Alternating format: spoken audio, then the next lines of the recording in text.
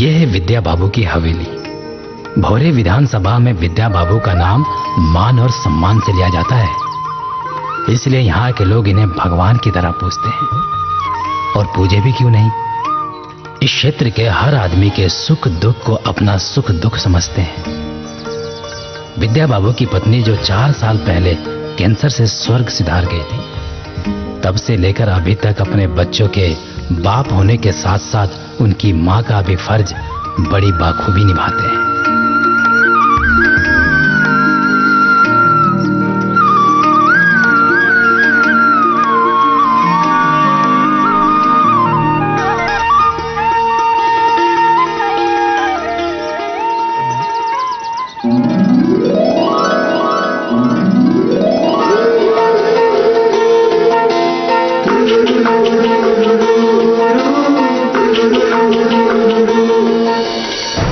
ये है राजन राय की हवेली। राजन राय कहने के लिए तो एक इंसान है, पर सारा काम इनका शैतानों वाला है।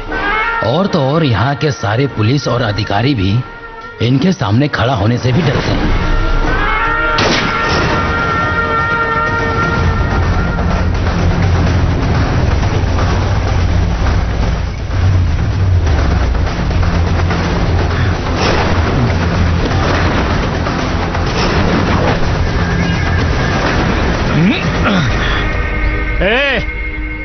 हमरा पता ना रहे कि तोर मरे के दिन आज ही लिखल बा।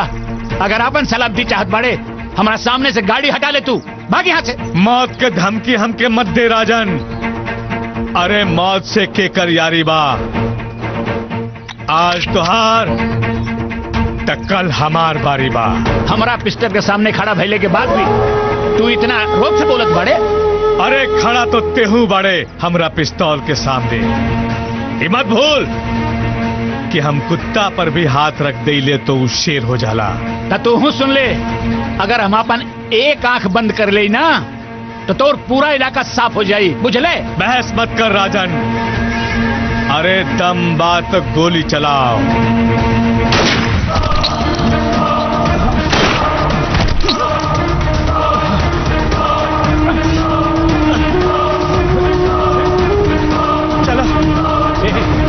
जल्दी हॉस्पिटल ले चलो।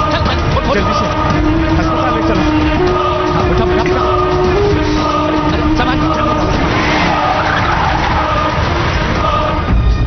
सतीश, तू सच में हमरा के जिए ना देबा ना?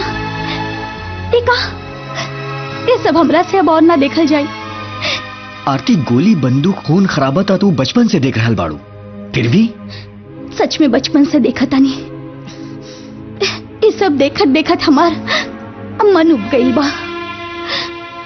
मन करता कि तोहरा लेके कहीं दूर चल जाई, जहाँ ही खून खराबा, ये सब चीजन से हमरा के हमेशा खातिर छुटकारा मिल जाए। सिर्फ हमरा के लेके? हाँ, खाली तोहरा के। काहे कि हमरा बाबूजी के साथ इतना लोग रहेला, लेकिन गोली सिर्फ तोहरे लागल। अरे आरती, अगर ये गोली हम ना खैले रहती तो ये गोली तोहर बाबूजी के सीना के पार कर जाई, और ये हम अपन जीते जी होके ना दे। सबके ख्याल बा तोहरा, बस एक हमरा के छोड़ के। सतीश, अगर तोहरा कुछ हो जाई ना तो हम जहर माउर खा के अपन जान दे दे। पागल, जब तक तुहार प्यार हमरा साथे रही हमरा कुछ ना हो पाई रे। तू चिंता मत करा।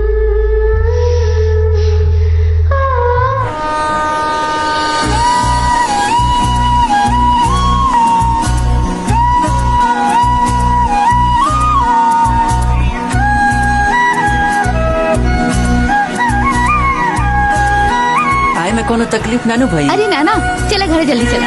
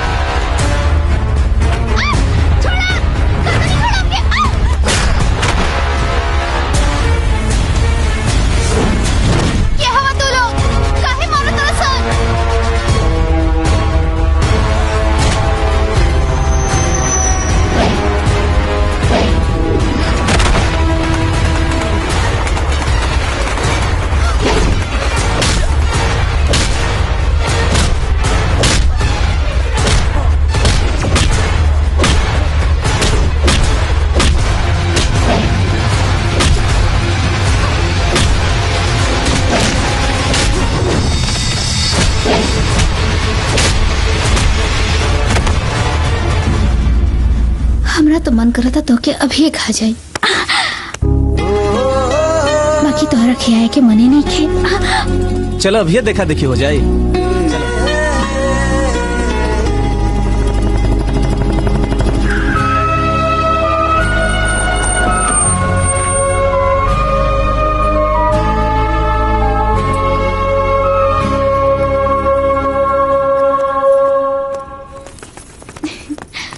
प्रणाम चाचा जी। अरे शिल्पी। खुश रहा। पता बा, हाँ 1 घंटे से हम इंतजार करत रहनी, कहाँ लेट हो गई? अरे अरे रास्ता में गुंडा लोग। बेटी ये दिल्ली से आवतिया, तनी एकरा के खा पी के आराम करे दा।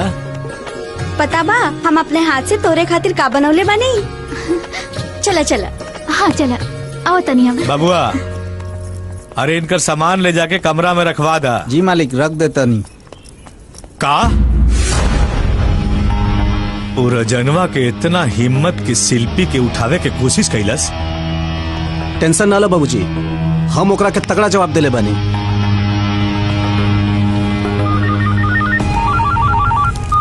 भैया सतीश बाबा आके अपना मार्केट में फायरिंग करत रहे। बाबूजी हम अभी आवतनी।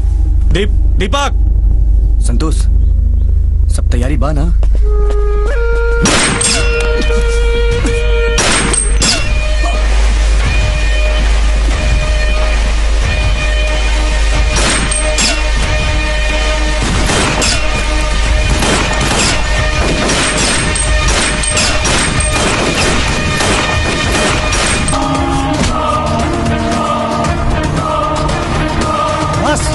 छोड़ दिया एक दूसरा के।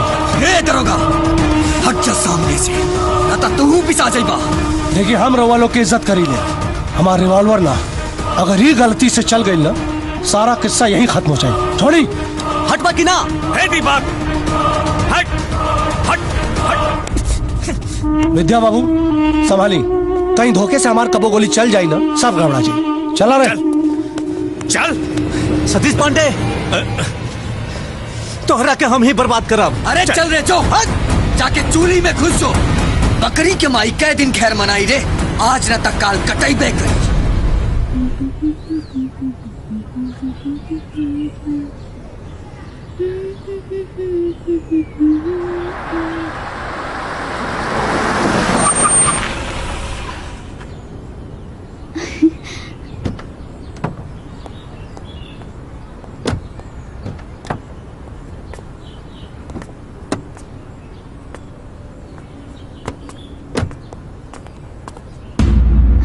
दीपक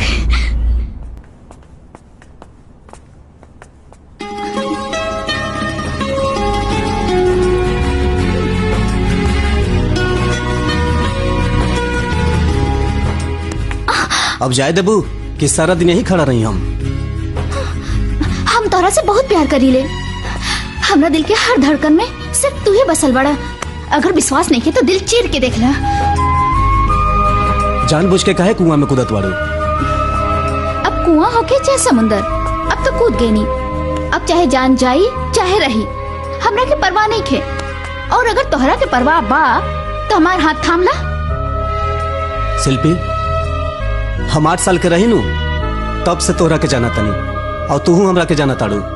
हमार आगे न नाथ बा न पीछे पगहा।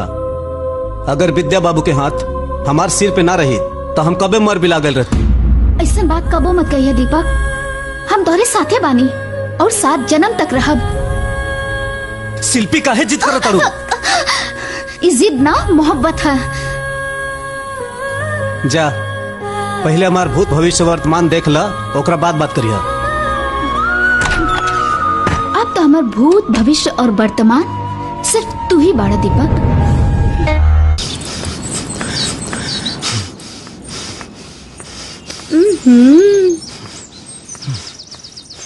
भैया तू का करत तारा ना, हमरा सब मालूम बा। अरे एक्सरसाइज करे तनी, ये तो सबके मालूम बा। ज्यादा भोला बने की कोशिश मत करा, हमरा के शिल्पी सब बता देले बाड़ी। और बताइए काहे ना, वो हमार बचपन की सहेली है। यहाँ से जैबू कि बुलाई हम बाबूजी के?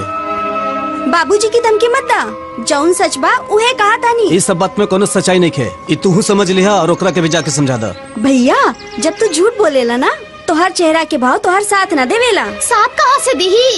सच्चाई छुप नहीं सकती बनावट के उसूलों से, और खुशबू आ नहीं सकती कागज के फूलों से। तू सब जयबू की ना? काहे? बाबूजी, बाबूजी, चलो चलो ना तो बाबूजी आ जाइए।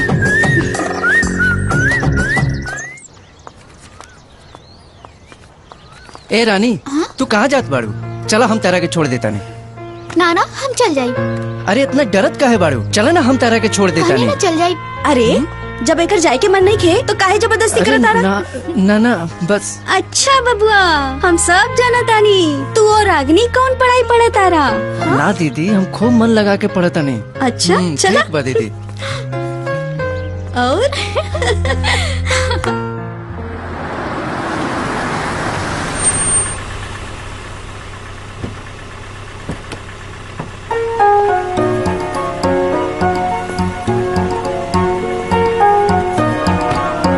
बेलू, हाँ गाड़ी पार्किंग में लगा दा। ठीक बा मालिक। और सामान सब उतार के अंदर ले आओ। आवा चल, आवा चल। हाय देखा, ये छात्र लोग भी स्ट्राइक कर दिले बाड़न। हाँ बाबूजी। अब हाय देखा रमाकांत भाई। नमस्ते भाई साहब। अरे भाई, ना कोई चिट्ठी ना कोई खबर, ऐसा ही आ गई ना? अरे भौजाई से पूछा। अरे भाई साहब, रउआ के सरप्राइज देवे के रहल। अरे बैठा बैठा बैठा। ए शिल्पी, अरे देखा तहार माई बाबूजी आइल बाड़न। सोना, ए सोना, अरे पता ना दुन्नू कहाँ चल गई।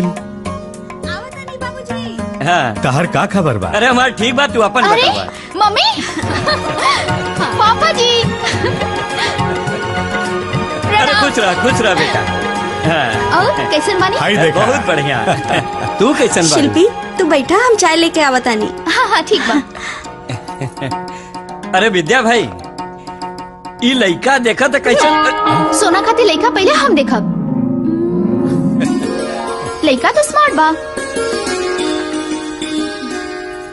शिल्पी, ई लइका हम सोना खातिर ना तोरे खातिर पसंद के ले बानी। का?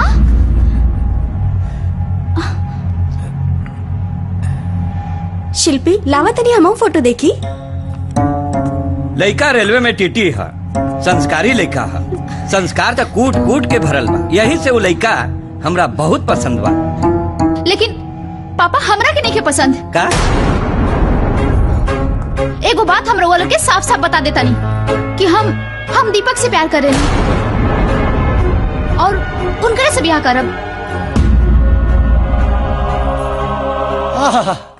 इली साहब, मलाई मार के चाय। थर्मसवा से पिए बे? ना साहब। निकाल। तनी मालिश कर रहे। धीरे धीरे। विद्या बाबू और राजन बाबू के काहे के विद्या और काहे का राजन और काहे का बाबू? दिमाग खराब कर दिला। जाना तारे, माई हमारे बचपन से कपारे पे इतना तेल धैले रहे कि जवानी, जोर से करना। हाँ करते हैं। इस जवानी तक कपार तो ना बत्थल, लेकिन जब से ये इलाका का थानेदार बन के आयल बानी ना, ये दोनों के चक्कर में सारा माथा खजुआ गया हमार। साहेब, हाँ ये थाना में तो हम शुरुए से रह गइल बानी। ई सुन सुन के तो हमार कपारे सुन हो गइल बा। अरे चिंता मत कर, हम तो यही जुगाड़ में बानी कि दोनों आपसा में लड़के कट के मर जाए और इलाका में एक छत्र हमार राज होता है। तनी जोर से जोर से। तारा का तो मालूम हम पंडित बानी। अब पंडित तो जिया तो काला, हम वो तो काला।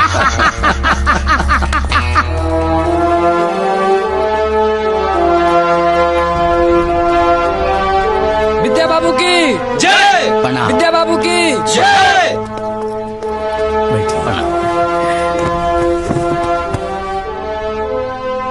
बोला मालिक, हमरा बेटी के बियाह बा। बारिश ना होकले के वजह से धान ना भइल ह, गेहूं ना भइल ह, का करी? दीपक। जी बाबूजी। इनका के 50,000 रुपया दे दा। ठीक। और सुना, राइस मिल जाके 1 कुंटल चावल ले लिया। जी मालिक। और केहू के कोई बात? मालिक मिश्र बेलवा गांव में सरस्वती पूजा खातिर लड़का सब चंदा इकट्ठा करताने। अष्टजाम खातिर रउआ से कुछ मदद चाहिए। ठीक बा दीपक जी, इनका के भी 50,000 रुपए दे दे। ठीक बा। और सुना, ला दे दा। जी भैया। पंडित जी से कही है कि अष्टजाम के सारा खर्चा हमरा तरफ से रही। ठीक बा? और केहू के कोई समस्या? ना मालिक, जब तक रउआ जैसन धर्मराज के इस क्षेत्र में छत्र छाया रही तब तक हमनी के कौनो दिक्कत ना हुई। अरे ना भाई, ये तो सब भगवान के कृपा बा। और इस धरती पर ये सब प्रधान जी के कृपा बा कि रउआ लोग इतना सुख चैन से रहत बानी। सब कृपा रहुए बा। और कोई क्षेत्र में समस्या तो नहीं? ना कोनो समस्या नहीं है विद्या बाबू। जब तक राउर हमनी पे कृपा रही तब तक कोनो दिक्कत ना हो। अच्छा ठीक बा। अच्छा ठीक बा। प्रणाम। विद्या बाबू की, विद्या बाबू की। अरे बाप रे बाप। अरे सूरज देवता भी ना काहे रोक गल हो? अरे इतना गर्मी पड़ता। सही तनी सुस्ता ले वदा। बाप रे बाप, सही में हो। पेड़ आ गई बा, बहुत पसीना हो गया।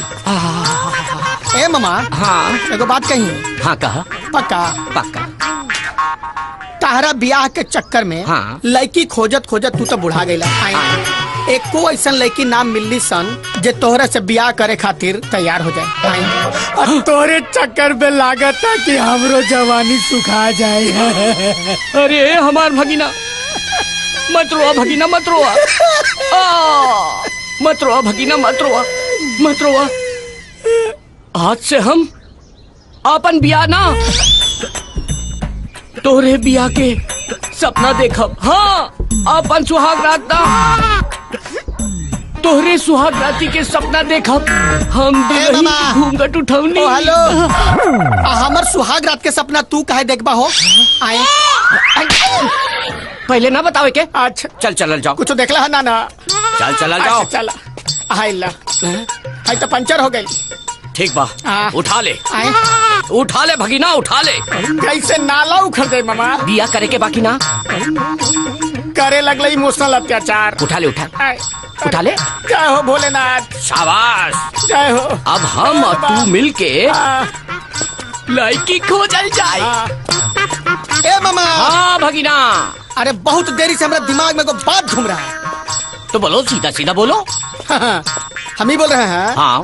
इससे के लिए टांग के कहा चल रहे हम लोग। हाँ, तुम्हारी बात में पॉइंट है। तो पहले कहीं नहीं बताया रे? ये जो टांग के लेके जा रहे हैं इसको तो डुघरा के भी ले जा सकते थे। बोलिए। दिस पॉइंट। यस। और ये क्या है? अरे बोले तो पहले क्यों नहीं बताया रे? आप ही ने कहे थे टांग के लेके जाने के लिए। अरे हम कहे थे। तो हम कहे थे। तो हम कहे थे। तो हम कहे थे। तो हम कहे थे। बहुत बोल रहे हैं मामा। भगीना आप बहुत बोल रहे हो। बोल रहे हैं। बहुत बोल रहे हो। आप ही बोले थे। भगीना। मामा। भगीना। मामा। भगीना। मामा।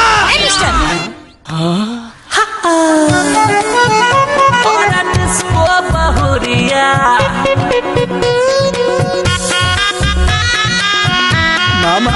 भगीना। What is this? This is not. तू लोग के समझ में ना आवता का? बीच रास्ता में झगड़ा कर रहा बढ़ जा। चला जा, हटा जा, रास्ता छोड़ जा।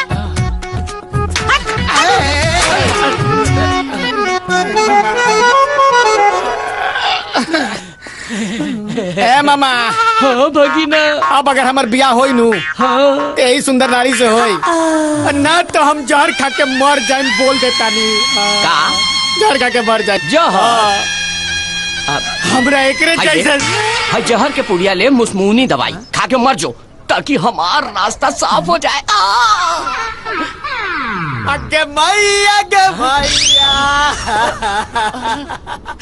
आगे तू मैया, तू हमरा साथे मामा वाना ऐसे करते हलेंगे मैया। हम रख के मार के कुटे ब्याह करे के तेरा में पड़ा लगे मैया। भगीना, भगीना, भगीना। अरे हमार बिया ना हुई तई बिया करी है। सही में मजाक करत रहना? नहीं आए सीरियस मजाक। नहीं ना मजाक करत रहा। नहीं नहीं मजाक करत रहा। नहीं मजाक कर सकता है। ये मजाक रहे ना? हाँ हानू हाँ सही में मामा? हाँ अरे मामा भगीना मामा भगीना मामा हाँ भगीना मामा भगीना मामा।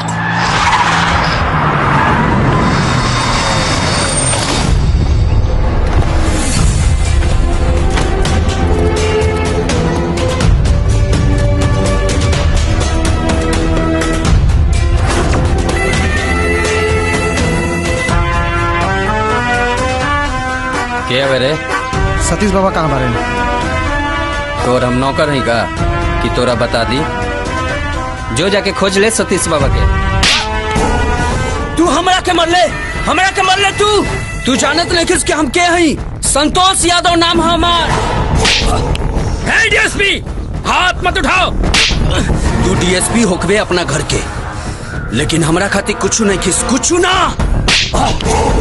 देख बहुत बर्दाश्त कर लेनी, हम बहुत बर्दाश्त कर लेनी। तू जानत नहीं कस हम सतीश बाबा के आदमी है, सतीश बाबा के। तो जाके बोल दिए सतीश बाबा से और राजा राय से 24 घंटा का अंदर अगर सिलेंडर ना के लगना तो डंटा घुसा के झंडा फहरा दे। चलो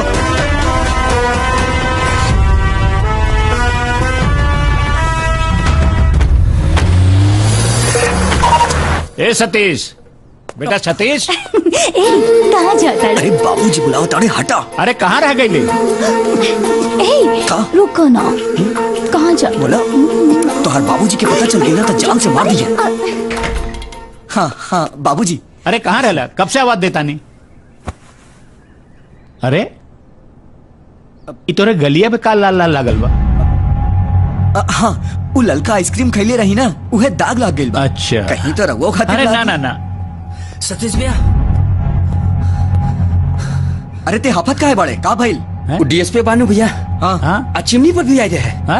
हमरा के 2-3 झापा मारबो कैलक और रउआ सबके गाली देते रहे और कहत रहे अगर 24 घंटा में रउआ दोनों सरेंडर ना करनी जाता का डीएसपी के बहुत चर्बी चढ़ गई बा। लागत है चर्बी ये कर निकाला ही के पड़ी। चल गाड़ी निकाल। ठीक बा भैया।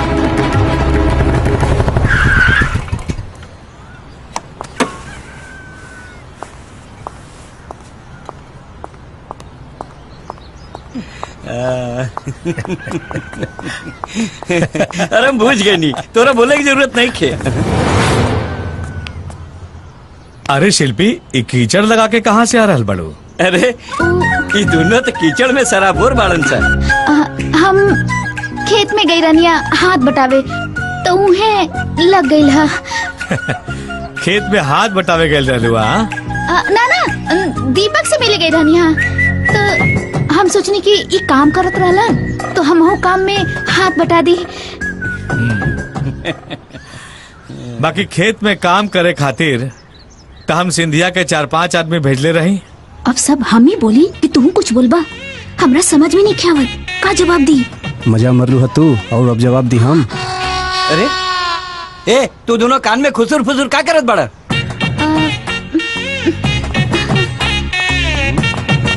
दीपक तू जल्दी से फ्रेश हो जा, तारा पटना जाए के बा। हाँ चला हो रमाकांत।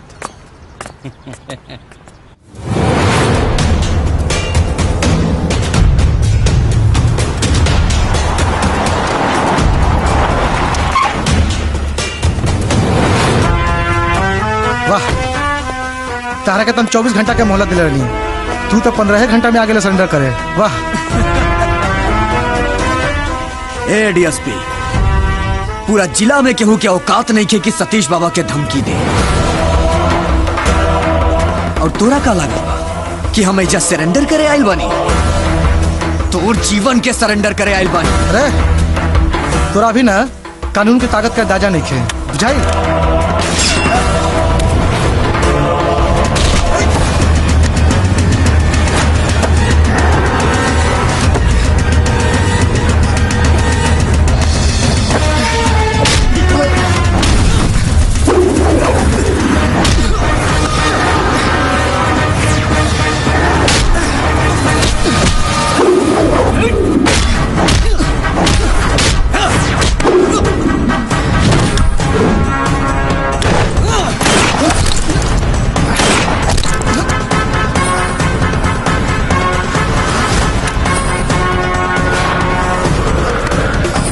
ऊपर जाके अब हर पल के खबर लेत रहिए।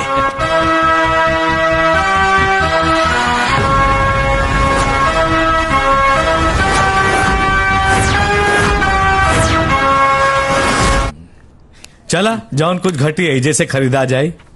सब सामान लिख देले बानी, कुछ बाकी नहीं खे। अच्छा ली वर और कन्या दोनों साथ में आगे नहीं। अच्छा बाबूजी हम आवतानी। आजा दीपक। जी बाबूजी।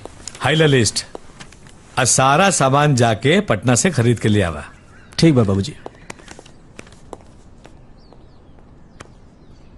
विद्या भाई, आज हम बहुत खुश बानी। हमार बेटी शिल्पी अब हमरा के छोड़ के जात बिया। शिल्पी हमारे इकलौती बेटी ही है। अब ओकरा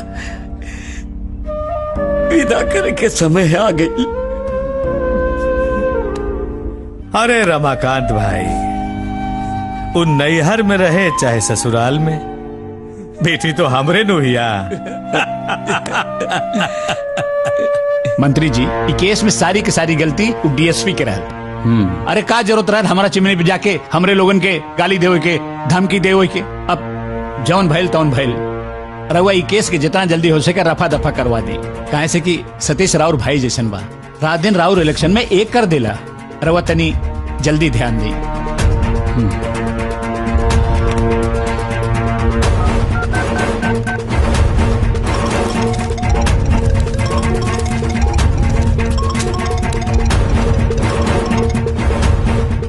हेलो, हम बाबूलाल यादव बोल रहे हैं। हाँ मंत्री जी नमस्कार। हाँ, वो जो डीएसपी मर्डर वाला जो केस है ना, हाँ हाँ, उसको बंद करवा दीजिए। और एसपी साहब से बोल के जी इंक्वायरी भी बंद करवा दीजिए और केस को जल्दी रफा दफा करवाइए। आप बेफिक्र रहिए, काम हो जाएगा। ठीक है। सतीश बाबू, जे जवानी के जोश में होश से काम लेला वो बहुत आगे जाला। जी, ये बात हमारी याद रखिए। जी बहुत बहुत धन्यवाद। विद्या भाई, 1 घंटा पहले फोन आयल रहल कि मेहमान आ रहल बड़न। अभी तक अइले का नहीं, का भइल? अवते हुई हैं। जाना तारा रमाकांत भाई, 2 बरिस से हमें कोशिश में रहनी है कि कैसा हूं को चाय कोट के विधायक मुकुल राय के बेटा राहुल राय के साथ अपना बेटी सोना के ब्याह हो जाए। तो जाना तारा, जैसे हम शिल्पी के पौरा अपना घर में लावे की कोशिश कैनी, बेटी के ब्याह तय हो गई। सच कही तो शिल्पी के पौरा हमरा घर खातिर बड़ा शुभ बा। विद्या भाई, अगर ये सब ठीक से हो जाई तो शिल्पी, दीपक, सोना और राहुल के ब्याह एक ही मड़वा में कइल जाई। अरे यह तो हमरो विचार बा।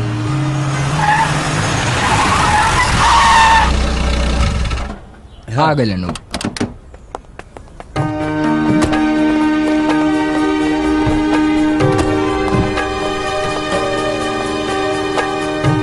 जा रुका।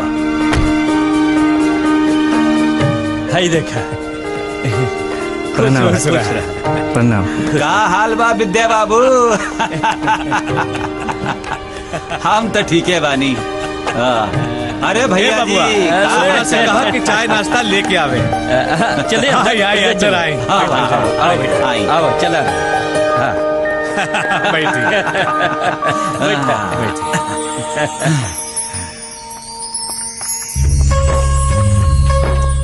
शिल्पी, हमरा बहुत डर लगता।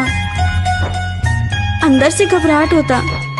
ओहो, शुरू में सबके साथ ऐसा नहीं होला, बाद में आदत पड़ जाला, फिर नीमन लागेला। चला चला जल्दी चला, चला ना।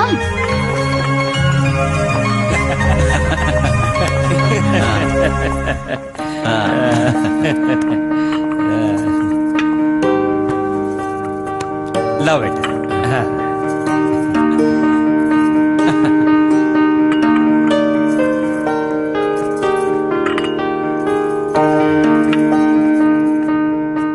का विद्या बाबू भैया, ये दोनों लड़की रउरे हैं? अरे ना ना ना, ये सोना हमार बेटी है और ये शिल्पी हमार जिगरी यार रमाकांत की बेटी। हमार बेटी है। ये तो बड़ी झकास भैया। तो भैया बाबू विद्या जी, राउर लड़की जो बाड़ी हमार बेटा खातिर बहुते पसंद बाड़ी। का कहा तारा बेटा? जी पापा जी, जब रउआ पसंद बाड़ी तो हमरो पसंद बाड़ी। अरे बेटा सत्यम। जी बाबूजी। अरे सबके मुंह मीठा करावा। जी बाबूजी। एक्के गो मड़वा में 2 गो दुल्हा और 2 गो दुल्हन अगर फेरा ली है तो कितना निमन लगी। अरे तब तक हम पगड़ी बांध के ठुमका लगाई। आई देखा, अरे ठुमका लगावे आवेला। अरे कौनो बात नहीं के, ठुमका लगावे हम सिखा दे। मुंह मीठा करा। तू बोला शर्मा मत, पूरा खा बाबू। अरे तू का मुंह देखा तालू? अरे दस सबके ला ला ला।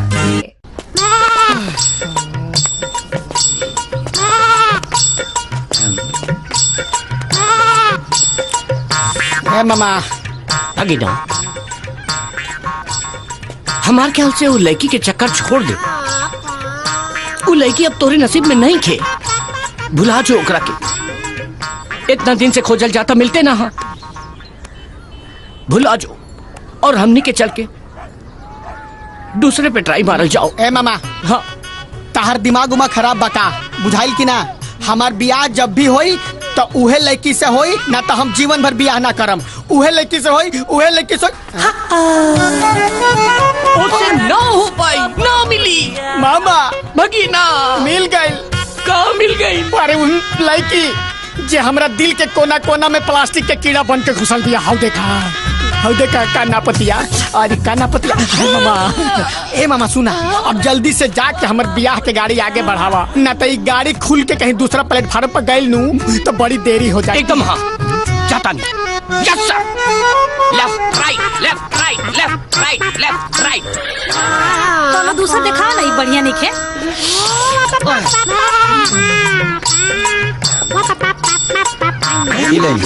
ई भइल ना बात, ई अच्छा लगा था। अब चेक कहाँ करी? अरे मैडम दुकनिया के पिछवा चल जाई, जगह बा।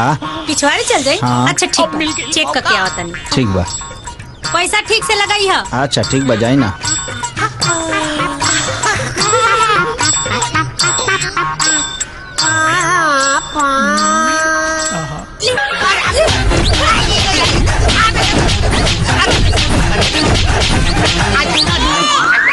अरे बाप रे।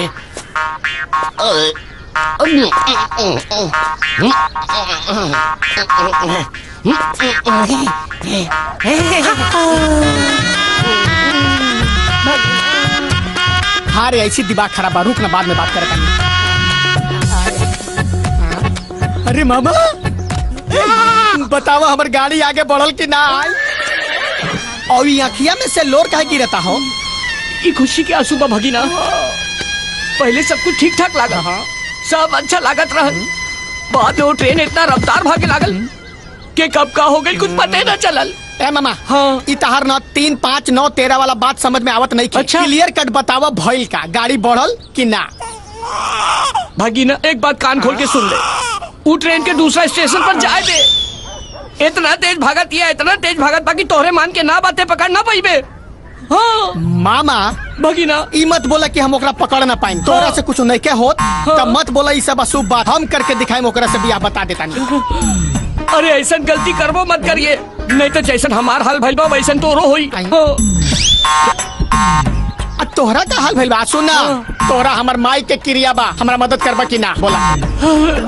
हे भाग्यवान, लागत बा भरल जवानी में तोहरे लगे आवे के पड़ी। अच्छा ठीक बा भगीना, बाकी ओकर अता पता कैसे चली? मामा भगीना, ओकर अता पता लगावे के जिम्मेदारी हमरा पर छोड़ दा। ओकर अता पता भी लगाएम और ट्रेन के पकड़ब भी, बुझाइल मामा? भगीना मामा, भगीना मामा, भगीना।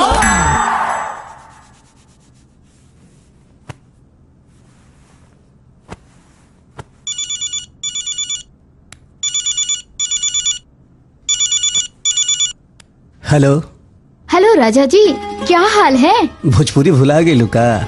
ना जी, जब भोजपुरिया मर्द से शादी होता तो भोजपुरी काहे भुलाई? और हाँ, हमार होखे वाले मर्द जी एगो बात कान खोल के सुन ली, अगर वहाँ कोनो लड़की से नैन मटक्का कैनी तो हम घर में घुसे ना दे। चैलेंज करता नहीं। बिना ब्याह के इतना धमकी, ब्याह के बाद का हुई? एगो कहावत सुन ले बानी की ना, जिस शादी के लड्डू खाला वो पछताला और जे ना खाला वो पछताला। अच्छा, अरे हाँ, सब सामान खरीदा गेल बा की ना? कुछ खरीदा गल बा, कुछ बाकी बा। अभी हमनी जा होटल में बानी, नाश्ता करे जाता नहीं। अच्छा, तो जे भी सामान के लिस्ट बा ना वो सब डबल डबल ले लिया। डबल काहे हो? डबल सामान लेवे एक खातिर कहता नहीं, ये 24 तारीख के हमनी के ब्याह बा ना, वही दिन तोहार बाबूजी सोना के ब्याह तय कर देले हवन और लइका के बाप आज दिखौटी करे आई रहलन हा। सोना लोग के पसंद आ गइल बिया, शादी फिक्स हो गइल हा। का बात करत तड़ू? सोना के ब्याह तय हो गइल? हाँ। अरे ये तो बहुत खुशी की बात बा। एगो पप्पी दा। लगे बहने की पप्पी दी। फोनवा पे पप्पी देब ना तो जैसे तोहर आवाज आवता वैसे पपियो आ जाई। फोनवा पर पप्पी दे तो तारा भी पहुंच जाए, तब फोनवा से भी आकला, सारा झंझटे खत्म। अरे अरे हमार राजा जी, फोनवा के चार्ज करे के पड़ेला और ही रिचार्ज करवावे के पड़ेला। अब ज्यादा बकबक मत करी, चुपचाप पप्पी दी।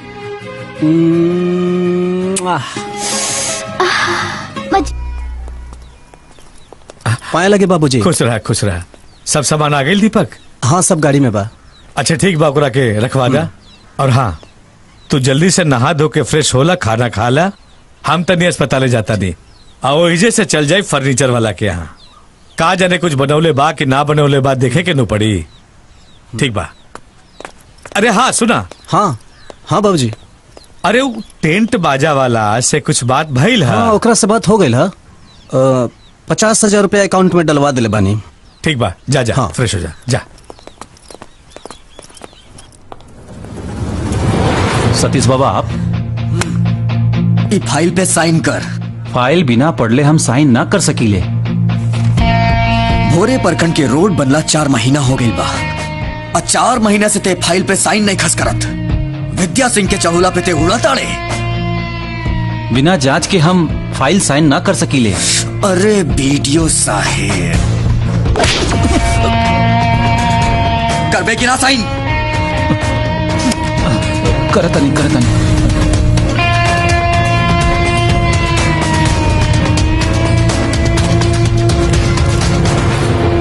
एको बात हमारी याद रखिया, हम उड़द चिड़ई के पंख में हरदी लगावेली,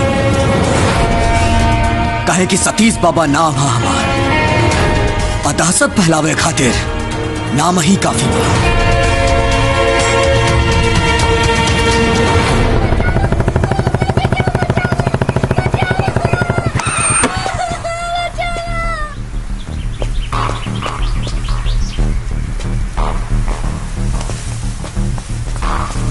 अरे क्या हो तू?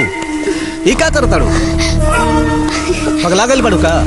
दीपक, हम तोहरा के बहुत चाहे नी। ए, बंद करिए अपन बकवास। तुम्हारी प्यार करे के तरीका हमरा पसंद नहीं है। ये जवानी संभाल के रख, चल हट। दरोगा जी। अरे आओ आओ आओ, तोहरा इंतजार करते रहनी, बड़ा जल्दी आ गए लेकिन। अरे चाय बोले। दरोगा जी, हम यहाँ रिपोर्ट लिखाए आयल बानी। हाँ, कि दीपक पांडे तोरा साथे जबरदस्ती शारीरिक संबंध बनौले हैं। देखा, भले इलाका में राजन राय और विद्या बाबू को हुकूमत चला ले, लेकिन भोरे बाजार से लेके कसिया था हमरा मर्जी के बगैर एक पत्ता ना हिलाला।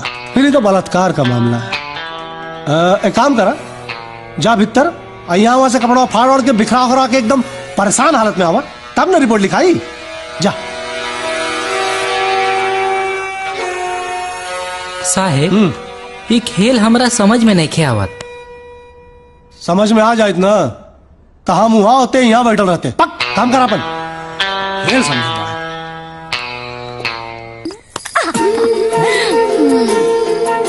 अरे तू इतना रात ले काहे जगल बड़ो? आखिर बात का बा? हमके नींद ना आवत रहल, ऐसे हम आ गई नहीं। हमके तो हर याद बहुत सतावत रहल। अरे बात सुना, आवे में केहू देखलस त नानू? हमके केहू से डर नहीं खे। दिमाग खराब बा, हमरा बुझाता तू कहियो हमरा मरवाई बू। ना, अपन बाबूजी से और केकरा से? अगर पता चल जाई ना बाबूजी के तोहार, हमार काम धंधा सब बंद हो जाई। हमके कौनो गम नहीं खे और हमके केहू रोक ले इतना केहू में दम नहीं खे। ए मैडम, तहार बाबूजी तोहरा पीठ पे गम गम गमका दिए तब तोहार दिमाग ठिकाने आई।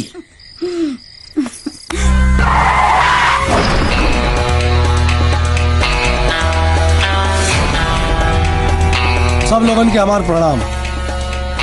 दरोगा जी, ये हमार बलात्कार कइले बा, एकरा के गिरफ्तार कर ली।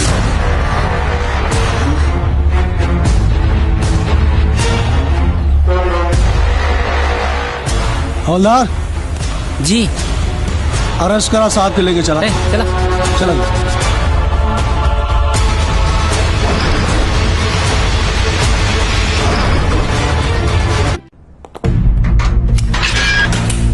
चल। ए लड़की, केकरा कहला पते ये हरकत के ले बड़े? साफ साफ बता दे, ना तो बाद में पछताए का मौका ना मिली।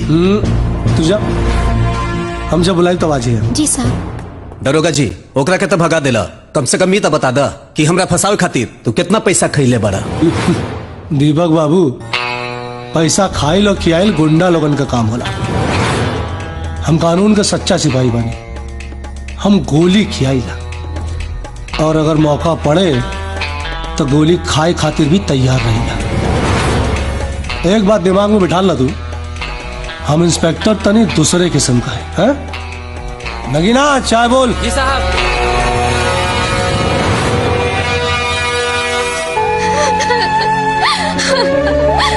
शिल्पी, ये क्या करे तारू?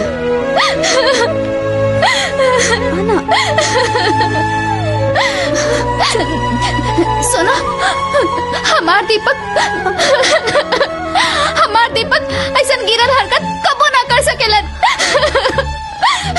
हमरा मालूम बा, हमरा भैया में ऐसा कोनो दाग नहीं खे। तू बिल्कुल चिंता मत करा, बहुत जल्दी भैया वापस घरे आ जाइए। हमरा तो बुझाता कि उनके ना कोनो षड्यंत्र में फंसावल गइल बा। ई तू ना तो हर प्यार के पागलपन बोल रहल बा। एक बात हमार गांठ बांध ले शिल्पी, इतना घिनौना हरकत करे वाला से तो हर ब्याह कबो ना हो सकेला, कबो ना।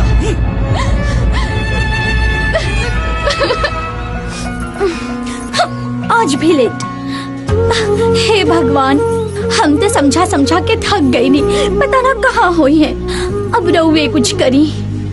जय माता रानी। आरती, अरे रास्ता में बहुत जाम रहे खातिर लेट हो गई। ए देवी, माफ कर देना हमके। मान ली ना मानब। काहे? अरे सुना। अरे सुखदेवा, कहाँ बने रे? हमरा के माफ कर दी मालिक, हम ना चाहते हुए भी मजबूरी में ऐसा गलती कइले बानी। कौन मजबूरी में? हॉस्पिटल में हमार छोट भाई भर्ती बा, ओकर इलाज खातिर 10,000 रुपया के जरूरत बा। मालिक, हम गरीब लड़की हैं, 10,000 रुपया कहवा से लाई? राजन बाबू के पास हम पैसा मांगे गई नी तो उहे ई सब करे के कहले, ओकरा बदले में 10,000 रुपया देवे के कहले।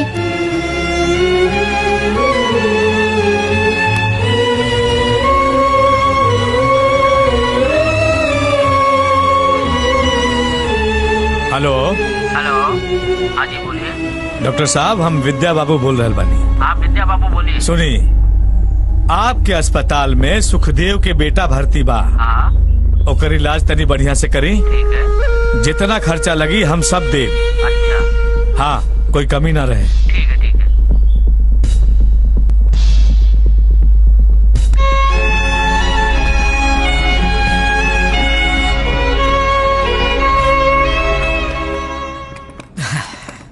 संतोष जी भैया।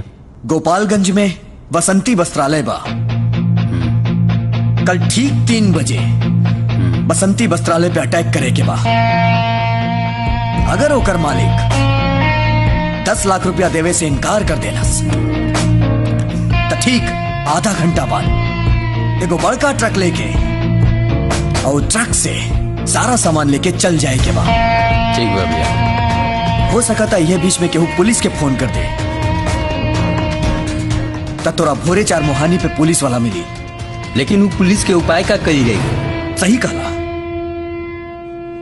पुलिस वाला के थाना से निकल के 4 मोहानी पे आवे में 8 मिनट लगी और तोरा के ट्रक लेके आवे में 9 मिनट लगी। एक काम करिए, ते फास्ट ट्रक चला के 6 मिनट में भोरे 4 मोहानी पे आ जाइए और सीधे बगही रोड पकड़ के नेपाल चल जाइए। ठीक बा। बुझले? ठीक बा भैया। यह प्लान रही। ओके ठीक बा। विद्या बाबू रहुआ थाना में खड़ा काय बनी बैठी ना लगी ना चले क्या जी। इंस्पेक्टर ढेर पॉलिश मत मारा, अपन काम ईमानदारी से करा और दीपक के छोड़ दा। संगीना छोड़ दे दीपक के। जी सर।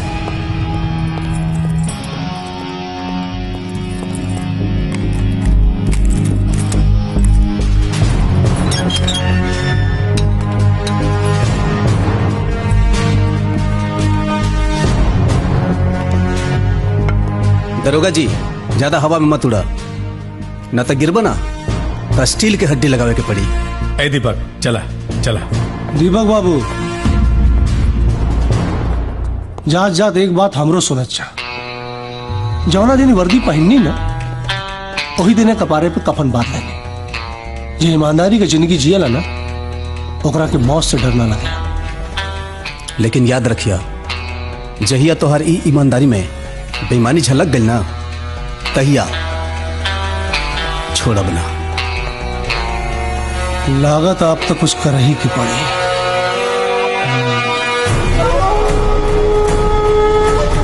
बचपन से पाल पोस के हम एकरा के यही खातिर बड़ा कैली हैं कि बड़ा होके ही हमरा ही इज्जत पे डाका डाले। अब तो कुछ न कुछ कर ही की पड़ी, कोनो न कोनो रास्ता निकल ही के पड़ी। अरे सोना। हाँ भैया। शिल्पी कहाँ बड़ी, दिखाई नहीं देत? शिल्पी तो अपन बाबूजी के साथे चल गईली। लेके चल गए पर काहे? पता ना, बाबूजी तो पूछे के बहुत कोशिश कैले रहन लेकिन कुछ ना बताउलस। शिल्पी जाए से मना ना कैली का? उनकरा तो जाए के मन ना रहे, लेकिन का करती, अपन बाबूजी के जिद के आगे लाचार हो गई। चल हम जाता नहीं। यहाँ का करे लेके चलाइला?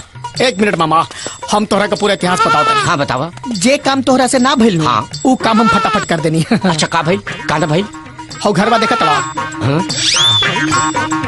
हाँ यार का वाला जाने तोरा केकर घर? केकर घर है? उही हमार करेजा के घर है, जेकरा से हम बियाह कर चाहता नहीं। का? हाँ हो घरवा? हाँ हाय तक आयो गेल, आयो गेल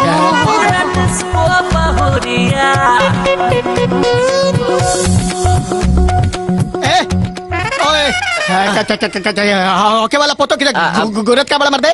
आए आए अब बहन भइल ना बा हैं? अरे जब होई त ना घुरब। एगो कहावत सुन ले बड़ा का?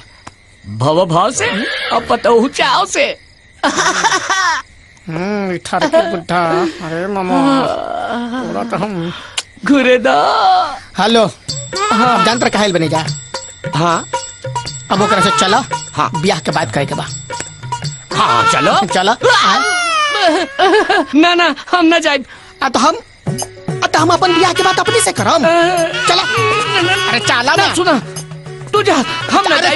ये रहता हूँ। तू जा, हम ये रह और सब संभाला। कुछ गड़बड़ नहीं था। हाँ जा जा जा। ना ना ना ना जा जा जा जा। आवता नहीं है करेगा। ये खांसी का दवाई मिले लगा जाइबा के नहीं यहाँ से? ये का टहरत रहा? अरे बाप रे बैठ जो रे।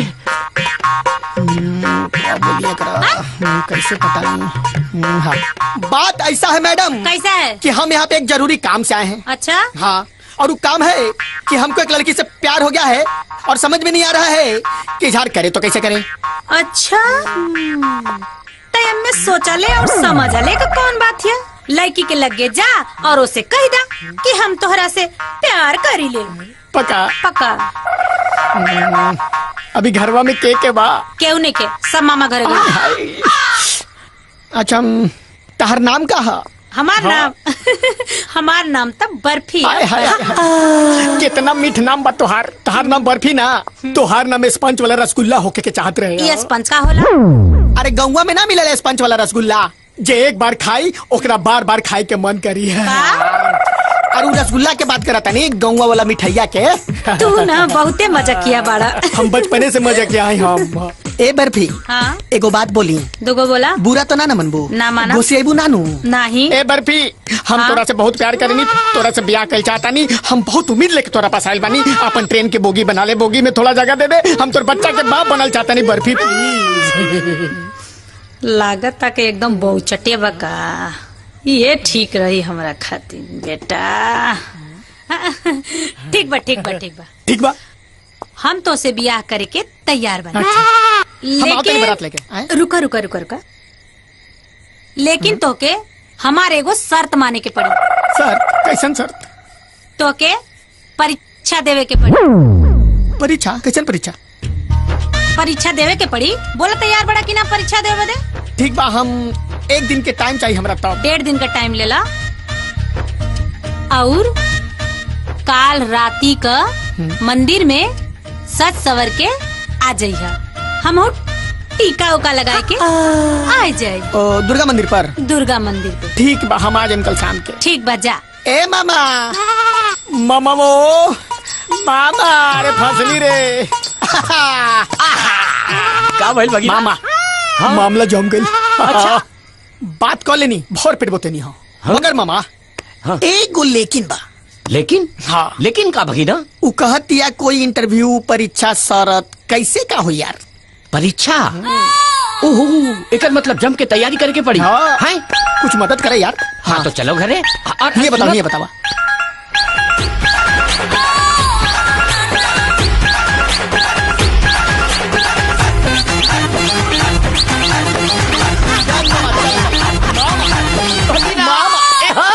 देखा लोग ध्यान से, यह जिला अस्पताल।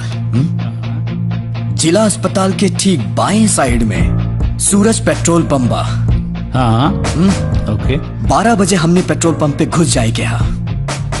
12:15 पे हमने के पास सारा पैसा आ जाई। अगर ये बीच में पुलिस या जनता लोग हमने के घेर ली है तो ठीक एकरे बगल में 24 फीट के रास्ता बा। देखिए ये रास्ता से हमने के भाग जाई जाए। अगर एकर बाद भी रास्ता में हमने के पुलिस घेर ली तब बम मार दिहल जाए, अंधेरा हो जाए और सबके भाग लिहल जाए। एकरा बाद भी अगर हमने के बिछड़ जाता नहीं सब भाई लोग तब पोखरा पे मिलल जाए। समझ ला? ओके। वाह बेटा वाह। ये प्लान फाइनल बा। ये जौन प्लान बानू बहुत अच्छा प्लान बा बेटा, बहुत अच्छा। जा बेटा अपन ख्याल रखिया, काहे से कि हमरा सिर्फ तोहरा पे भरोसा बा। राउर भरोसा हम कबो ना तोड़ा बाबूजी। ये बात हमरा के मालूम बा। तू जा अपन मिशन पूरा करा, जा। चला। ए सुन, बैठ। बात सुन, तोरा खातिर अच्छा मौका बा। तोरा के जैसे मौका मिले इस सतीशवा के गोली मार दी और ओकरा बाद हमार सारा काम तू संभाल लिए। हाँ जो।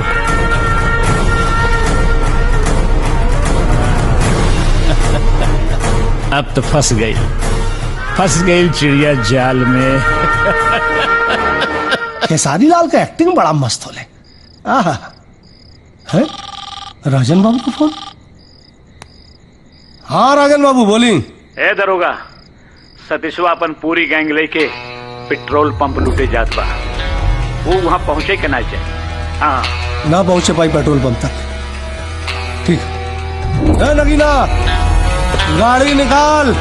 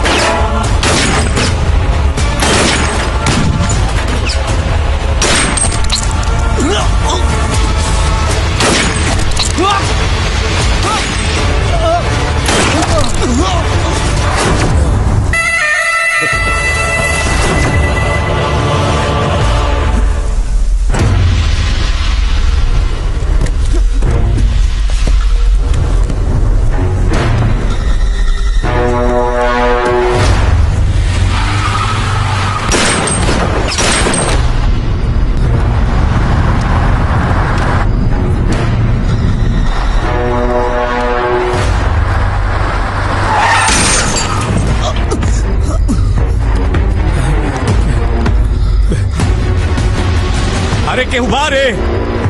अरे एकरा के अस्पताल लेके जा।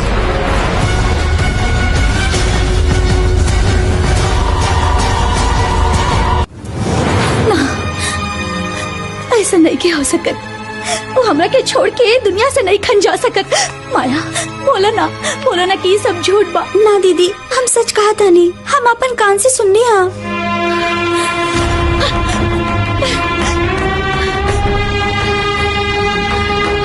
रुक।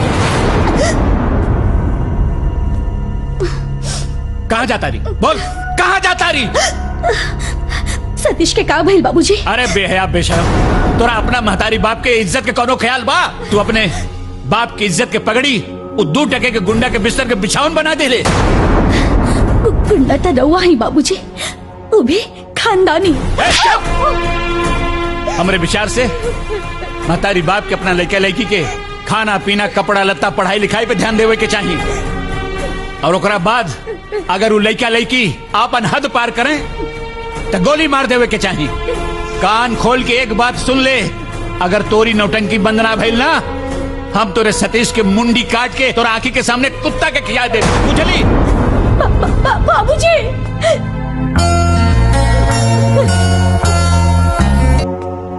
हिली चाहे साहब, अब हमने के कबले ये लोग के शिकार भइल जाई।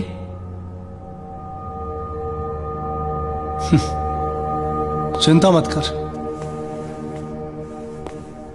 सतीश पांडे, राजन राय, विद्या सिंह, ये लोगन के सर्वनाश के घड़ी नजदीक आ गई बा। जितना ये लोग अत्याचार के आंधी में उड़ाता रहे, उतना कानून के दलदल में फंसे। ऐसा फंसाई भी लोगन के कि ये क्षेत्र से अपराध ही खत्म हो जाए।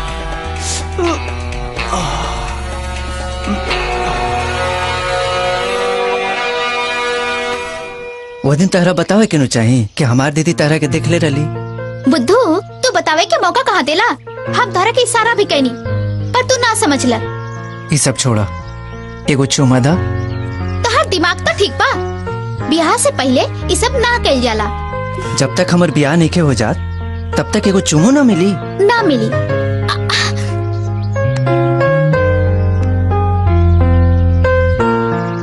बहुत दिन बाद आई बानी गाँव में। अच्छा, तोहरा से मिलके बहुत अच्छा लगा था।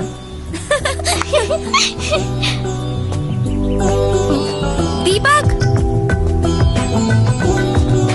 आवा। दीपक, हमरा का पहचानला? अरे हम अंजलि हैं। कहाँ ध्यान बा तोहार? हाँ? अरे अंजलि तू? अरे वाह, बड़ी जल्दी पहचान गईला। पर तू यहाँ कैसे? हम यहाँ गांव घूमे आई बानी। ये हमार सहेली है, हम इनके घर में ही रुकल बानी। गांव में आइल बाड़ू ऐसन कपड़ा पहन के? इस शहर ना हा। तो एमे खराबी का बा? एमे नीमन का बा? पूरा ऊपर से नीचे तक खराबी ही खराबी बा। तनी संभाल के रही हा, काहे कि लइकन त दूर, यहाँ पर हमार गांव के बुढ़वन सबके मूड खराब चलता। जेकर मूड खराब होखे ओकर तो होत नहीं खे, तो ये बुढ़वन के पूछा था। अच्छा ये सब छोड़ा, तू हमरा से वादा कहले रहा कि तू अपन पूरा गांव घुमाईबा, पर तू हमरा से पीछा छुड़ा के भाग गईला। लेकिन अब तोरा का छोड़ब ना। पगला गेल बाड़ू का? पागल तो हम पहला मुलाकात में हो गए रहे, पर ये सब अभी तोहर समझ में ना आई। अच्छा ये सब छोड़ा, पहले ये बतावा तू हमरा का अपन गांव कब घुमाईबा? कल। पक्का? पक्का। अच्छा ठीक बा, कल हम तोहरा से ऐसे मिलम। By by. डॉक्टर साहब यहाँ देखिए। अब तो चिंता मत करा, सब ठीक हो जाए। सतीश बाबा, अगर विद्या बाबू आपको यहाँ टाइम पे नहीं लाते ना तो आपका बचना मुश्किल था। चलता हूँ, नमस्ते। हम राहुल ये एहसान कबो ना भुला पाई। अरे ना बेटा, एकर कोनो जरूरत नहीं के। दुश्मनी अपना जगह बा और इंसानियत अपना जगह। हम तो हार पिता समान बानी, लेकिन बेटा ये सब भइल कैसे? सब हमार पाप की सजा, जेकर पश्चाताप कर रहा बानी। आज हम अपन खोदल गढ़ा में खुदे गिर गईनी। बचपन से लेके आज तक जेकर चलते हम अपन सीना में गोली खात रहनी, जेकर एक इशारा पे आपन आप के जान के बाजी लगा देत रहनी, आज है हमरा संगे विश्वासघात कर देलस। अब तू बिल्कुल फिक्र मत करा, हम तो हर संगे बानी। अच्छा अब तू आराम करा, हम तब तक जरा कानूनी कार्रवाई करके आवतनी। ठीक है। तोहरा पता बा, शिल्पी के जाए के बाद भैया एकदम टूट गईल बाड़े। शिल्पी के प्यार में एकदम पागल हो गईल बाड़े। ऊ उनकरा से बहुत प्यार करत रहले। अंजलि, एगो दोस्त होके के नाते हम तोरा से कहता नहीं, तू हमार भैया के संभाल ला। हम जाना तानी तू उनकरा से बहुत प्यार करेलू। अंजलि, अब समय आ गईल बा, तू उनसे इजहार कर दा, वो मान जाइए। सोना, तो हर बात सुन के हमारे दिल में बहुत तसल्ली हो गई। सच में सोना, हम बहुत खुश बानी। तो हार कसम हम जरूर करब।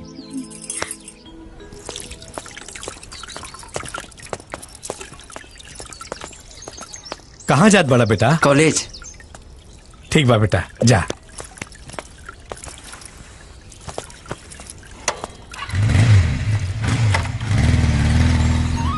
देखा ताड़ू है गांव के हरियाली कितना बढ़िया बा। जहाँ तक वहाँ तक देखा, वहाँ से लेके वहाँ तक है पूरा बगीचा पूरा अपने हा। आहू देखो आगे तालाब वो अपने हा। अजाना ताड़ू, हम तहरा से ही कहल चाहता नहीं। तू समझे की कोशिश काहे नहीं क्या करत कि हम तोरा से कितना प्यार करीला और दीपक सब ठीक हो जाए। तू समझे की कोशिश करा। अंजलि, तू समझे के कोशिश करा। तू जवान सोचत बाड़ू ना, वो कबो ना हो सकेला। काहे ना हो सकेला? हाँ, हमरा में कौन कमी बा? हम आन्हर बानी, पागल बानी, लंगड़ बानी, बोला हमरा में का कमी बा? अरे पगली, तोहरा में कोनो कमी ना बा, कमी तो हमरा में बा। काहे कि हम केहू और से प्यार करेले। हमरा का सब पता बा कि तू शिल्पी से प्यार करेला, और ये भी पता बा कि वो तोरा का धोखा देके जा चुकल बिया। तोहरा की सब कैसे पता बा? दीपक, प्यार ओकरा से ना कइल जाला जेकरा से तू करा। प्यार ओकरा से कइल जाला जे तोहरा से प्यार करे। जौन बीत गई ओकर याद में रोए से कौनो फायदा नहीं के। आज जे तोहरा साथ बा, सामने बा, ओकरे के देखी। भगवान कसम दीपक, हम तोरा से बहुत प्यार करीने। भगिना, मामा, जौन जौन हम कहतानी तू ध्यान ध्यान से सुना, ठीक बा? जौन जौन ऊ कही तवन बहुत सोच समझ के जवाब दिया, ठीक बा? और जब अंग्रेजी में बात करी तो खाली एस और नो में जवाब दिया, काहे से कि तोरा अंग्रेजी ना आवेला। अरे मामा, हमरा एगो और चीज आवेला। Very good. अच्छा ठीक बा। तो व्हाट इज दिस भी कह दिया हो। ओके पक्का। 4 गो के अलावा 5वां मत कहिया, ठीक? ए मामा, हाँ हाय निकला बतिया। निकला निकला, अरे निकला ना ए मिस्टर जी, ऐसे का देखा तारा? पहली परीक्षा में पास हो जा, कुल देखे के मिली। तैयारी कर ले बड़ा ना? जाना तारू मैडम, तैयारी तैसन के लिए बानो नू। हाँ? कि सवाल पूछबू बाद में, जवाब पहले टपकी होठ पर लटकल बा, होठ पर। अच्छा, तब पहला सवाल बा कि का तोहरे खाना बनावे आवेला? ममुआ तो बारे में कुछ बतेबे ना कैलाश, कहाँ फंस गई नहीं रे।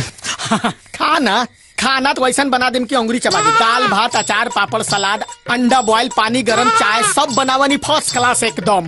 ठीक बा, एमे तो पास हो गईला। अब अगला सवाल। अच्छा ये बतावा, 5 किलो दाल बनेबा 5 मनई खातिर, तो में नीमक कितना डालबा? इतना कॉमन सवाल, इतना आसान। अरे 5 को खातिर बनावे के बानो। अरे तो 5 किलो नीमक। जैसन सोचले रानी वैसा नहीं। बस ठीक बा, इहो पास हो गया। अब अगला सवाल ये बा कि 5 किलो दाल में पानी कितना डालबा? Common 5 litre. अच्छा बहुत बढ़िया, इहो पास हो गईला। अरे वाह। हाँ, इंग्लिश आवेला? हाँ, अरे इंग्लिश में तो बाप रे बाप, दादा परदादा छरदादा सब के इंग्लिश टकाटक रहे एकदम। अच्छा, बाप रे। तो हर दादा अंग्रेज रहना? अरे अंग्रेजों के जमाने के जेलर थे। अच्छा अच्छा अच्छा, ठीक बा। What is this? Yes yes yes. Pass हो गया, पास हो गया। अब व्हाट इज दिस? नो। नो नो नो। क्या बात है, क्या बात है, बहुत खूब, बहुत खूब। और लास्ट सवाल बा कि मेहरारू से झगड़ा हुई तब बेलना से मार खा सकेला? Very good, very good, yes know very good. क्या बात है, तब तो चला सही, तू पास बड़ा कुल चीज में। चला शादी कर ले। सुना, खाना में पास, हाँ, इंग्लिश में पास, हाँ, हाँ। त दूर काहे बाड़ू आवा पास। अरे अरे हम करे जा।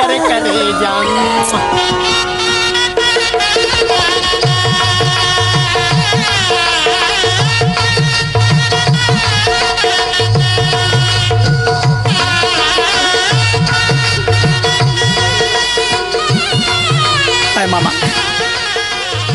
मामा हो गई बिया।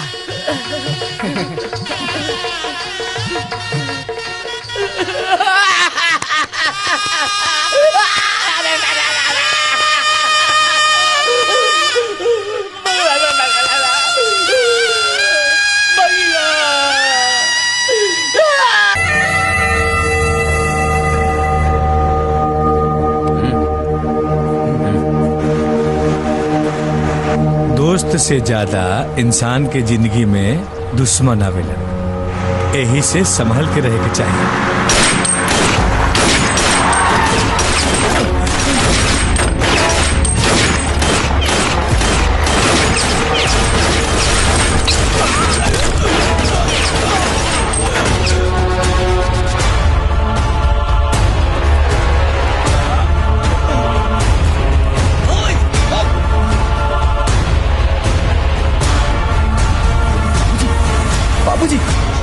बाबूजी, क्या हुआ? बाबूजी, चला।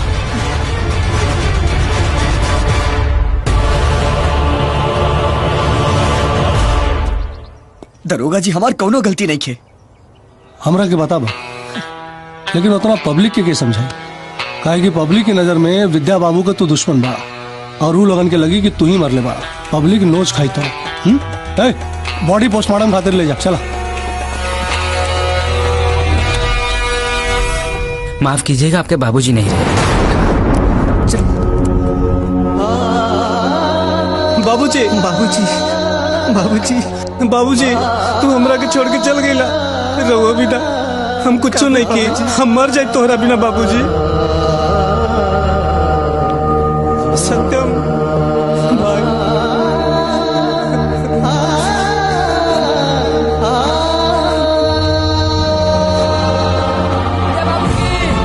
विद्या बाबू की, विद्या बाबू की, विद्या बाबू की। शांत हो जाइए लोगन। रउआ सबके तो पता बा कि हमार बाबूजी रउआ लोग के कितना भला कैले बनी। पूरा क्षेत्र के समस्या अपन कंधा पर लेके चलत रहलन, सबके समस्या के समाधान करत रहलन। और हमार बाबूजी अपन सारा जिम्मेदारी रउआ लोगन के कंधा पर रख के हमनी के अनाथ बना के छोड़ के चल गईलन। भले हमनी के खून के नदी बहाए के पड़ी तो बहाइब जा।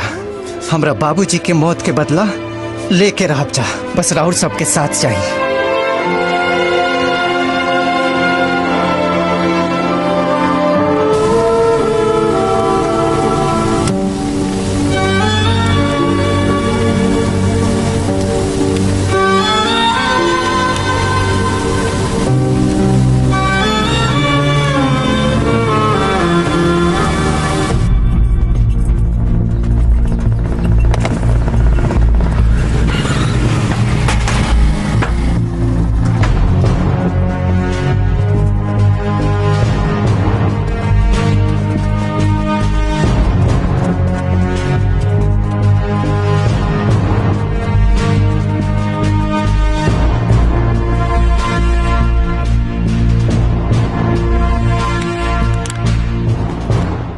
राजन राय, आखिर कब तक बच के भगवा हमरा से? जहिया मिलबा, जहां मिलबा, गोली ना मारब, सीधा फाड़ के रख दे।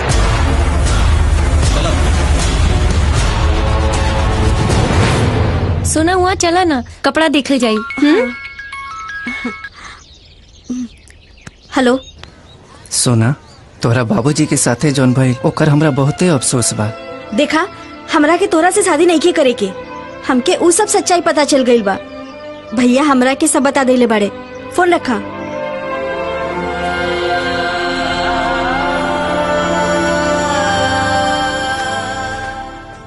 बाबूजी, आखिर ही कब तक चली और कब तक हमनी के छिप छिप के रहल जाई? हमरा तो बुझाता कि ई भी जगह चेंज करे के पड़ी। तू टेंशन मत ले, अब वहीं कम से कम हमनी के 4-5 दिन अंडरग्राउंड रहे के बा। देखा तारे नू, काहे से कि एक विधवा के मरले से पूरा जिला हिल गईल बा। अब वहीं कुछ भी करे की जरूरत नहीं थी। हाँ, बस एक काम करा, कौनो भी तरह से सतीशवा के जेल में ही मरवा दे। सारा का सारा किस्सा खत्म।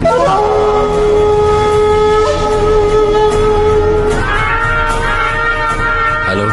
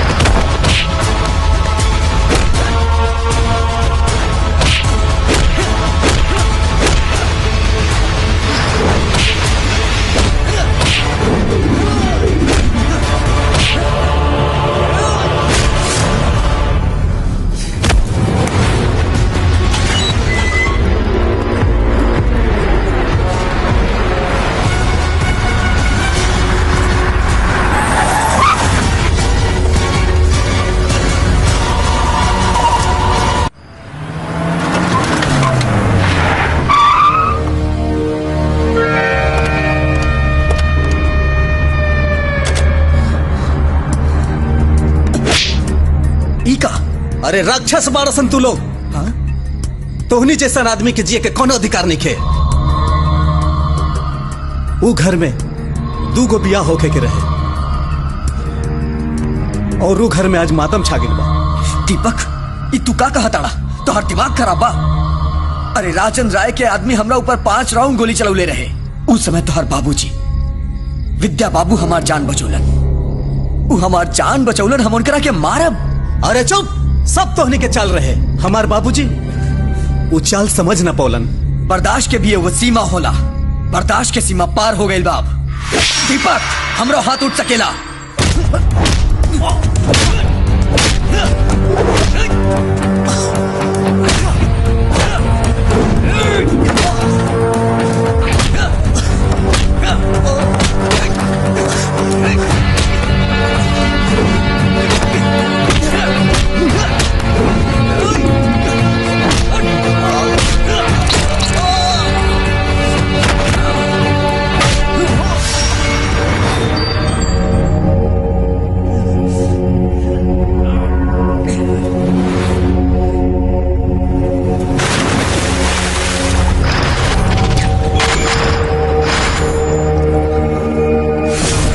दरोगा, केहू के बांध के मारल मर्दानगी ना हा।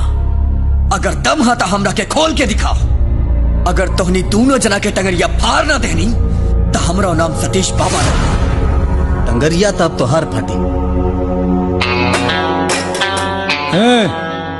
चुपचाप बता दे कि राजन राय कहाँ छुपल बा, यही में भलाई है तोहार। दरोगा, हमार भलाई की चिंता मत कर, ते अपन भलाई की चिंता कर। जवन भी पूछा तनी जा, सीधे सीधे जवाब दे। ना दे तो तू का कर ले बे? हे दीपक बाबू, लातन के भूत बातन से ना माने, लगा तो डंडा हुरे के पड़े। दरोगा जी केकर फोटो है? गोपालगंज के विधायक मुकुल राय हवन, लेकिन ये फोटो देख के तू इतना टेंशन में गया आ गईला। ये 15 साल पहले के घटना रहे। प्रेमशिला हाँ? का बल जी रवा इतना घबराइल काहे बानी? प्रेमशिला ओ मुखिया जी बटुक राम के जान से मारते हैं। हम देख लेनी है। हे भगवान, जाना तो वो लोग हमारे जान के पीछे पड़ने वाले कहाँ करिए।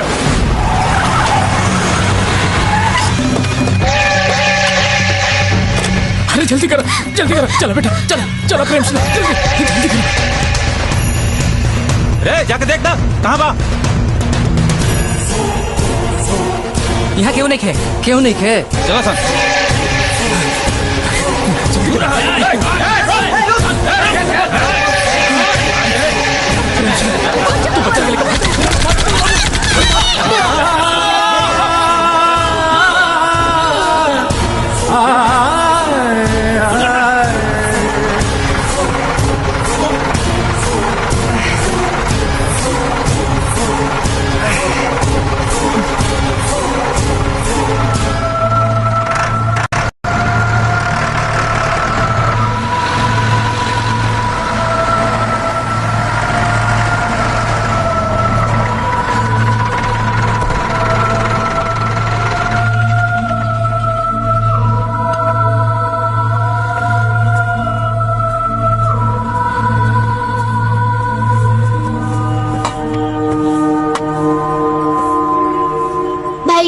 भूख लागल बा।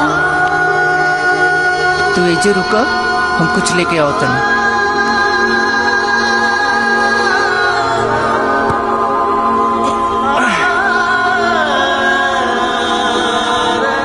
चाचा तनी हमरा रोटी तरकारी दे दो।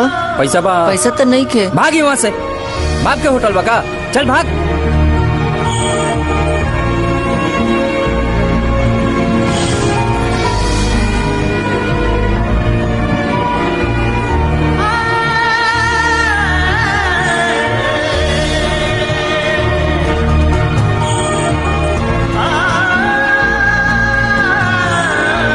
ले बाबू खाओ। भैया पानी पिए।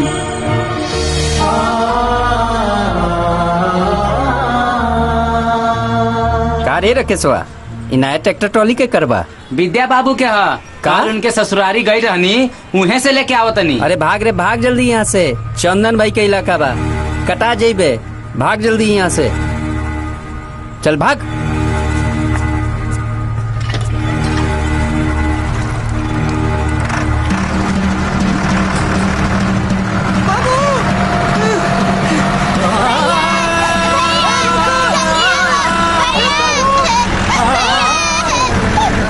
हम भैया भैया चिल्लात रह गई,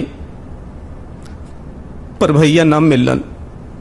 ओकरा बाद जब भी हमरा सामने अच्छा खाना आयल तो हमरा भाई के याद आयल। जब भी कोनो रास्ता में छोट लड़का दिखाई देत रहे तो में हमार छोट भाई दिखाई देत रहे। भैया हाँ बबुआ, तू ही हमार भाई हवा। भैया हाँ बबुआ, हम ही तुहार भैया है।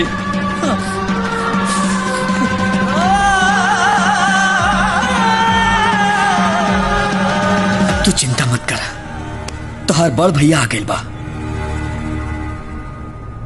हम ओहनी के ऊ हाल कर कि ऊ भीख मांगे के मोहताज हो जाई, लेकिन ओकरा भीखो नसीब ना हुई। लेकिन तू मरबा कैसे ओकरा के? तोहरा के मालूम नहीं, विद्या सिंह के होके वाला समधी हवन। मुकुल राय के बेटा राहुल के संगे विद्या सिंह की बेटी सोना का ब्याह तय हो गई बा। और सतीश तू नहीं जाना कि तोरा ऊपर विद्या सिंह के बहुत एहसान बा। चाहे वो केहू के समधी होखस, चाहे धमात, ओकरा के तो मारे के पड़े। हेलो का दरोगा, तोहार सारी हेगड़ी निकल गई ना? सतीथवा जेल से फरार हो गई और तू कुछ ना उखाड़ पैला। राजन बाबू एगो सच्चाई बतावे खातिर फोन कैनी है, और सच्चाई सुनबा ना तब भीतर से हिल जाइबा। दरोगा ढेर बुझनी मत बुझावा, साफ साफ बतावा बात का है। बात ही बा कि सतीश और दीपक दोनों भाई बाड़ा। का और ये सच्चाई दोनों के पता चल गई बा। अब तो हार सोचा का करबा तू। अच्छा वो दोनों भाई बाड़न। बाबूजी ये कौन दोनों भाई के बात होता? दीपकवा और सतीशवा दोनों सगा भाई बाड़न। 20 साल पहले मुकुल बाबू उन्हनी के महतारी बाप के जान से मार दिले रहलन। ये दोनों उन्हनी के लिए क्या बाड़न? बहुत हो गल ड्रामा बाबूजी, अभी दोनों के खत्म करे के कोनो उपाय करे के पड़ी, अना तो फिर हमरा ऑर्डर दी। शांत रहा, धीरज रखा, कुछ सोचे दे हमरा के। बाकी हमारे को शर्त बा। और हर शर्त हमरा मंजूर बा, लेकिन वो दोनों सत्यमवा और दीपकवा बचे के ना चाहिए। दीपक सत्यम के साथे साथे हमारा के सतीश के भी खत्म करे के बा। जाना तारा काहे से कुछ जेल से फरार हो गईल बा। हम ओकरा के बचपन से जानीला। अगर वो बच गईल ना हमार बहुत भारी नुकसान कर सकेला, बुझला? केसरिया खावेला भी कमाल है। अरे अंजलि, वो मार्केट में सूट रहे ना, बहुत अच्छा रहे। छोटे जी बाबूजी। जा तू अपन काम देखा जा। बोला दरोगा। हाँ, विद्या बाबू का दोनों चिरैया भोरे बाजार में घूमता रही। बाकी रहुआ सोची क्या करेगा? दरोगा जी रहुआ दिल खुश कर देनी, अब उन्हें के खैर नहीं। भगवान भला करे। बढ़िया चाय पिलाओ आज। जी साहब। जो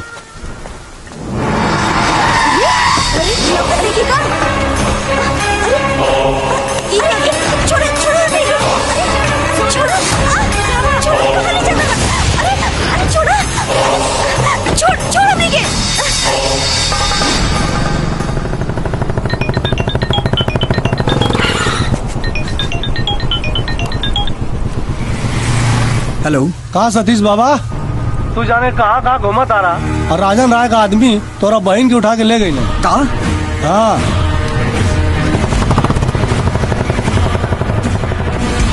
हाँ भाई, खेल का मजा। मुस्कुरा मत, छतरी पकड़।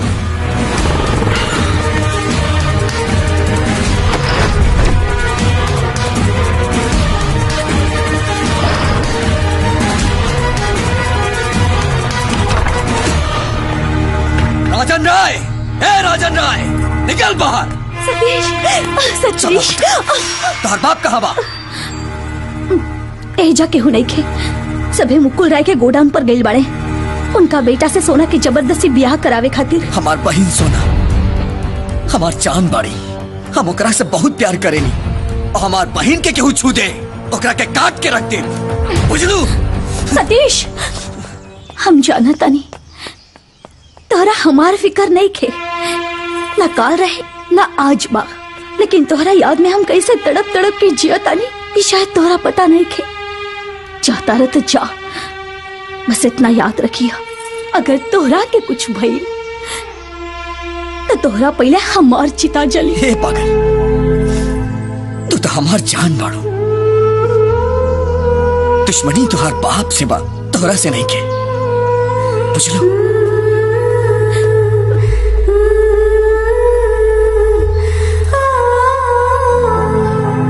जैन साहब। जैन साहब।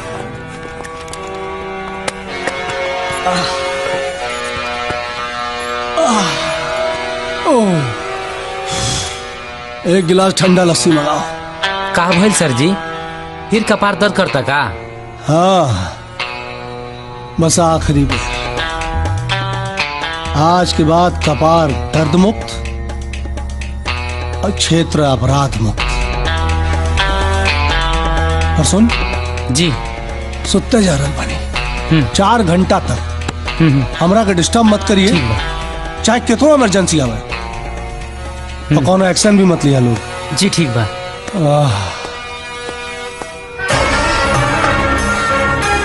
संतोष, का भाई अभी तक पंडित जी ने आए? फोन तो कैले रहनी, हाँ आवते हुई है। आ गए पंडित जी। का पंडित जी कहाँ रह गए? बेटा जल्दी जल्दी ब्याह कराओ। सेवित कपित जम्मू फलचारो भक्षणम उमासुतम शोक विनाशकारकम नमामि विघ्नेश्वरम पादम पंकजम। पता नहीं कौन मंत्र पढ़ा था। हे पंडित जी, मंगलम गरुड़ जल्दी जल्दी मंत्र पढ़ा, जल्दी से सिंदूर डलवावा, जल्दी से सिंदूर डलवावा। सिंदूर लगाइए।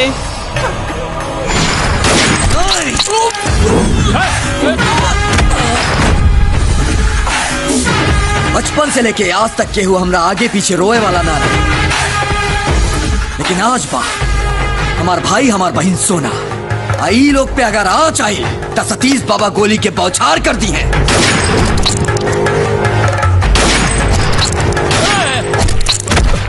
ए सतीशवा, ए बहुत बड़ गलती कैली हम जौन तोरा के हम अपना घर में पनाह देली, इतना छोड़ के रहले लिया के पाल पोस कितना बड़ कैली, और आज तू हमार बेटी के साथ इश्क भरवा रहल बड़े। ए राजन राय की बेटी कोनो दू कौड़ी के गुंडा के साथे ना जाई, बुझले? गुंडा मवाली बनावे में तोरे हाथ पा, और रहल बात तोर बेटी के, तो तोर बेटी के ही मवाली ही लेके जाई, जतना दम्बा लगा ले। बहुत बोले बस सरवा, मारा जान से मारता तारे के जान।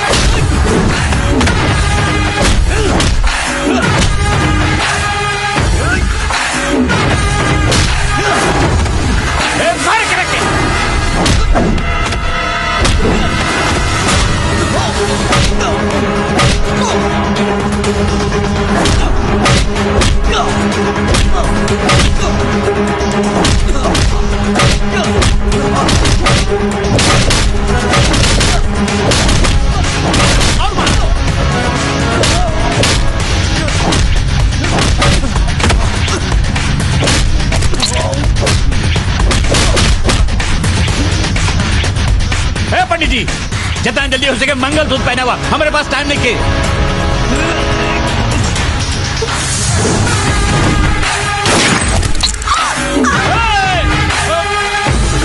राजन राय, बहुत हो गई तोहर अत्याचार, अब ऊपर जाए के तैयारी कर।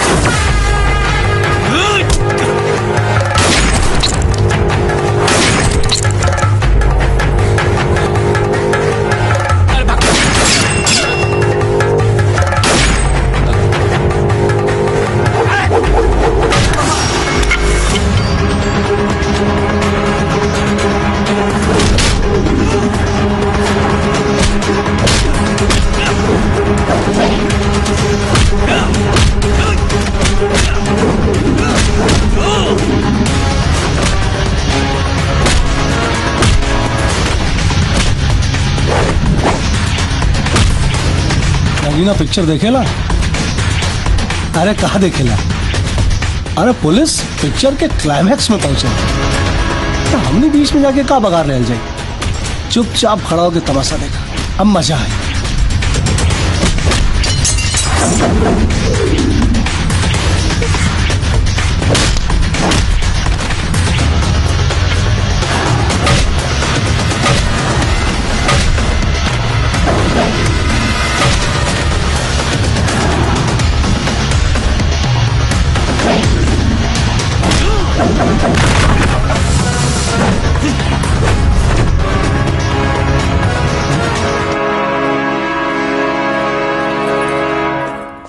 राजन राय, 100 चोट सोनार के, 1 चोट लोहार के।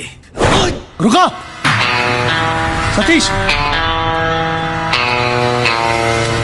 रुक जा सतीश। हमने एक ही चाहत कि जौना दलदल से तोरा के बचा के लिए नहीं, तू वापस वही दलदल में जा। राजन राय के पुलिस के हवाले कर दा, कानून इनकरा की सजा दी। दरोगा जी, कोर्ट कचहरी पुलिस थाना सबके हम देख लेने वाले, कब केकरा के कितना सजा देवे के बा उस सतीश बाबा के बहुत अच्छा से पता बा। आज एकर मौत एहिजे होई और अब ये होई। सतीश, बहस मत करा, गोली चलावे हमरा के भी आवेला, लेकिन कब तक तू लोग की गोली बारूद और खून खराबा करबा? तू लोगन की वजह से पूरा क्षेत्र का माहौल खराब हो गई बा। ये सब छोड़ा और एक अच्छा जिंदगी का शुरुआत करा लो। हम राजन राय के लेके जा रहल बानी, चलो।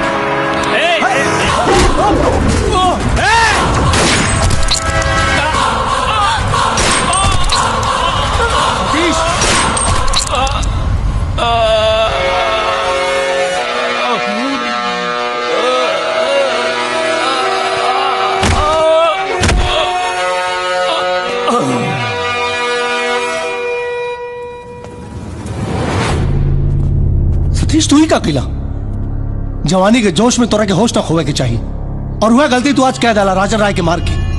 लेकिन ठीक कोनो बात ना, पर फिर भी कानून की नजर में तू गुनहगार बाड़ा। लेकिन मजबूरी में हमरा तोरा के हथकड़ी पहनावे की पड़ी। कोशिश करब तो के सजा कम मिले। दरोगा जी, चाहे हम जेल में रही चाहे बाहर, दहशत फैलावे खातिर सतीश बाबा के नाम ही काफी बा।